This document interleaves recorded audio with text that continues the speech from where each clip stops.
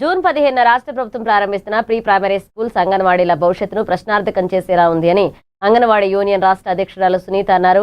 గురువారం పట్టణంలోని డీఈఓ కార్యాలయం ఆవరణంలో అంగన్వాడీలతో కలిసి ధర్నాకు దిగారు. ఇక వెంటనే ప్రభుత్వం ఆలోచన మానుకుని ప్రీ ప్రైమరీలను రద్దు చేయాలంటూ డిమాండ్ చేశారు. ప్రీ ప్రైమరీలను ఓపెన్ చేసి అంగన్వాడీలను ఇంటికి పంపే ప్రయత్నం చేస్తుందని ఆరోపించారు. వాటికి కేటాయించే నిధులను అంగన్వాడీ కేంద్రాలకు కేటాయించే వాటిని బలోపేతం చేయాలన్నారు. అంగన్వాడీలు తమ కేంద్రాల్లో ఇప్పటికే ప్రీ ప్రైమరీ విద్యను బోధిస్తున్నట్లుగా తెలిపారు.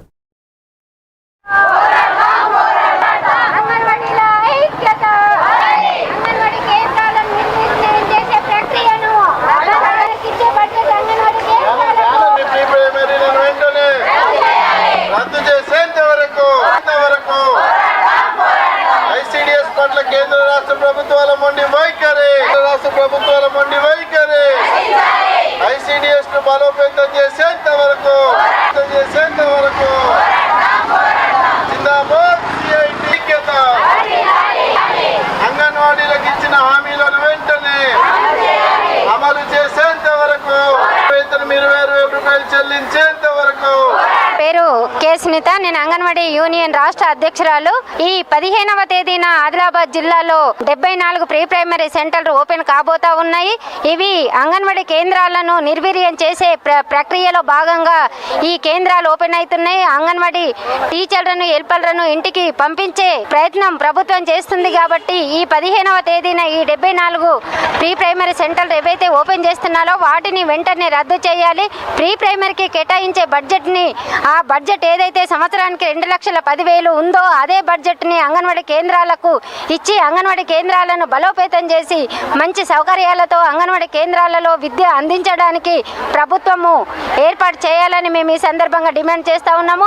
అలాగే టీచర్కు 8,000, హెల్పర్కు 6,000 ఇస్తూ ఉన్నారు.